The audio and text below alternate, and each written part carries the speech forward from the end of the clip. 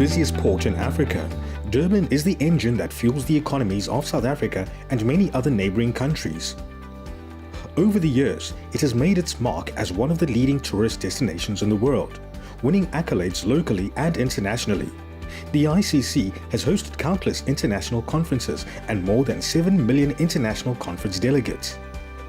The city has a rich, often painful history, but it is also a city of the future, open to many possibilities and opportunities. There are many other multi-billion development projects underway, such as the Point Waterfront project, where both the city and the private sector are playing a major role. Despite these positive developments, there is a realization from eThekwini municipality and its stakeholders that there is a social disjuncture, that social partners are not properly consulted and informed about what one social partner is planning and doing, that past and present economic benefits and opportunities are not trickling down equally and fairly to all the people of the city. The Shape Durban was initiated to forge unity of purpose amongst all stakeholders and social partners. The 3-day Shape Durban conference brought together hundreds of delegates from all walks of life, ranging from big business, the Durban Chamber of Commerce, eThekwini municipality officials and councillors, the National Treasury, and even people from the townships and informal settlements, and even from the homeless, at the Inkosi Albert Luthuli International Convention Centre, with one aim and one aim only: shape the future of Durban. The main thing of Shape Durban is that we have people living in Durban. We want investors, we want you all local people, we want business people, we want everyone, NGOs, to have their say in order to shape Durban. It starts off with this conference, which is really a workshopping conference where people will throw around ideas, work together, find solutions, and then over the next 5 years, work towards implementing those solutions. Everyone here responded to a call to action to contribute to developing a master plan for a future Durban, which is transformed and is guided by a shared goal of an inclusive economic growth. I'm into farming, I grow vegetables, I also buy one-day chicks and grow those. In 6 weeks they are big chickens and I'm able to sell them. And I'm here to learn, to get more information, and I'm hoping I'm gonna learn more. What I'm looking for opportunities like mentorship and access to markets for young businesses, small businesses like my businesses. My company is a manufacturing company. We manufacture pallets. We do aluminum pallets, wooden pallets, and plastic pallets. Well, one of the things that we are going to do urgently is to create a one-stop shop for small businesses, which will be more of giving out information. So it will be a call center for small businesses. It's very, very important that actions do come out because a commitment has been given by both ourselves and our members, as well as the city, taking 3 days out to come out and talk about a formulation. We need to come out with agreeable actions, both short-term and long-term, to ensure that we start implementing what was agreed. Delegates were divided into 7 working groups that were separated along the following themes: enterprise support, youth participation, infrastructure and urban management, institutions and regulations, increasing industry performance, skills and innovation, solutions for the economically and socially marginalized.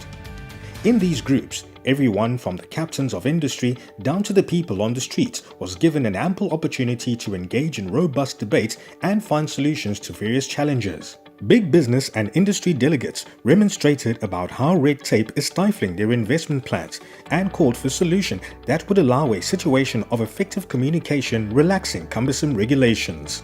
Youth delegates, on the other hand, protested about lack of opportunities and offered solutions that will reach those in the townships, informal settlement, and the socially and economically marginalized.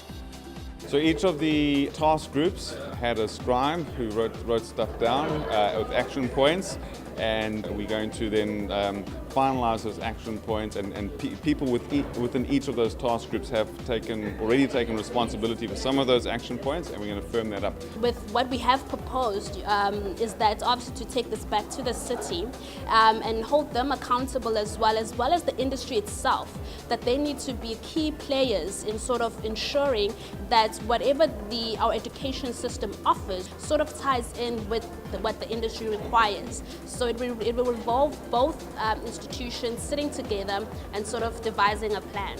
What is going to be critical in terms of seeing real outcomes from this conference is making sure that the commitments that have been made in each of these sessions are put into clear plans with clear measurable metrics, and that there's high and constant communication on what is happening with each of the streams, each of the activities, and for this to be very, very open and accessible. We identified the key people or the champions to actually head all the solutions that we try to come up with, so that by the end of this conference, all the resolutions won't, get lost in the mix of everything, but just to make sure that people are actually held accountable.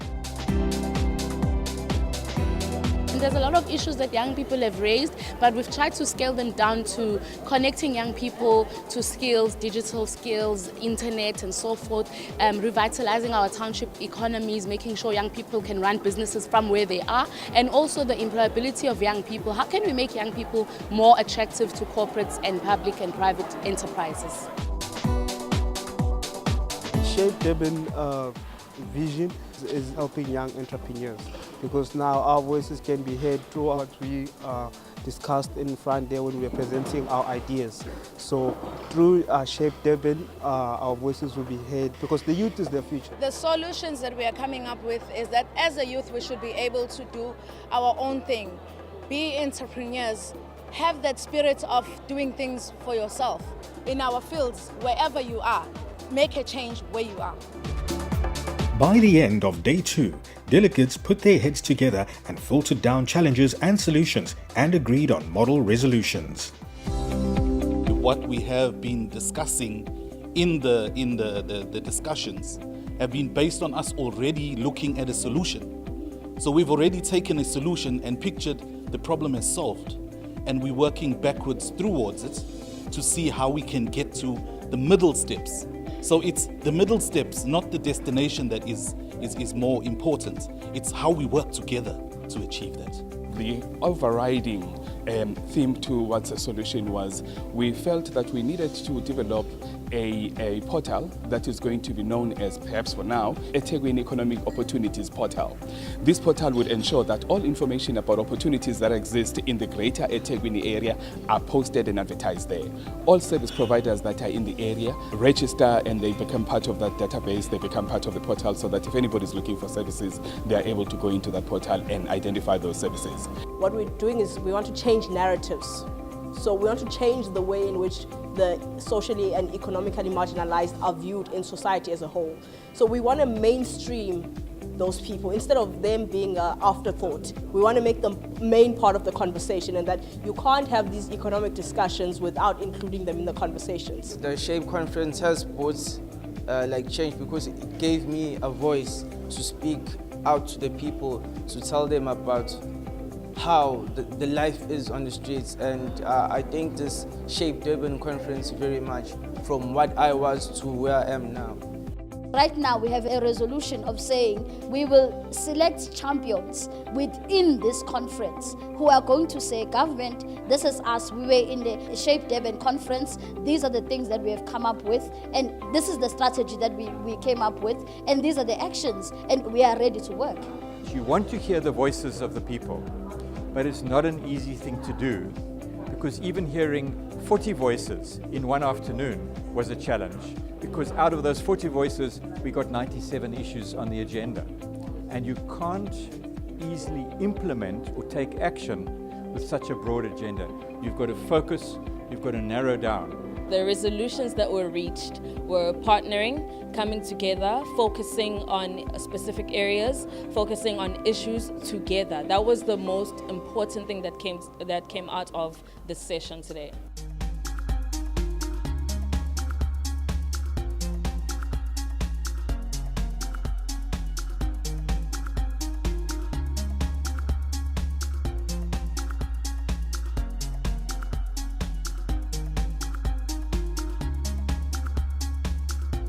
The Shape Durban conference was not only about talk shop, but also provided a platform to demonstrate economic inclusivity by giving disadvantaged people an opportunity to showcase their skills and to tell their stories. We just saw some nice art over there, and we're so happy that the municipality is bringing such people. My name is Sanele Mataba, State Township Wamashu. Thank you for municipality to support me with the sand arts. All the delegates committed themselves to play part in shaping a prosperous, inclusive and a competitive city. They all responded to a call to action, and they all agreed to influence and be co-owners of the future development of the city. As a businesswoman operating from the township, I thank Itegu for giving me the platform to participate in this wonderful event. This is going to help me to grow, to do more, and to do well, and also be able to share the information with other ladies in the township. Thank you to the city for giving this platform to everyone to co-design a strategy for the city. I'd say good luck, and they're going to need a lot of good focus and work, because something like this creates a lot of expectations. Any kind of decision must be implemented, it must be seen out there to the public. I'm hoping whatever that will be summarized here as ideas that need to change the lives of the people in our city will be taken seriously. From this conference emerged three broad themes. One is issues which were raised, which are operational, issues that we can address that does not have to wait for a strategy. We will address those. We'll be having a meeting with other departments to ensure that we move with speed in terms of the implementation of those operational items. And then there are issues which will make it to the strategy, which we are going to collate now and send out to all the other stakeholders so that they can comment and the final draft will be adopted. And then there's a third category of issues. It's issues which we don't have mandate on, like your provincial or national mandate issues. We are going to be having meetings with those different province and national to lobby them to sort of give us responsibility to implement on those issues. So from here, we are going out to work. We need to be able to confidently say what are some of the things that we can do in the short term. We can then also put in place a system and process where we can come through on an annual basis and say, this is what we agreed to, and this is what we are doing. This is where we are finding ourselves with challenges, but we are on a journey and we're making progress. We are highly attracted by the collaboration between Durban and our department at national level, especially with regard to the initiative of stakeholder collaborating on working together on how to develop Durban and make it a prosperous city. In eThekwini, we want to show the way, and we want to lead the way in terms of developing our community, developing the SMMEs, and it's important to shape Durban for the future. Excitement and enthusiasm are on the top of my mind. You can get a sense that the city of Durban really wants to shape its future, and I think as a big takeaway is that it's been a long time coming for us to put something together that really creates the sense of a shared future between everybody in the city of Durban. It's a journey, and hopefully by the middle of March we will get the actions and the strategy adopted by the eThekwini Municipality Council.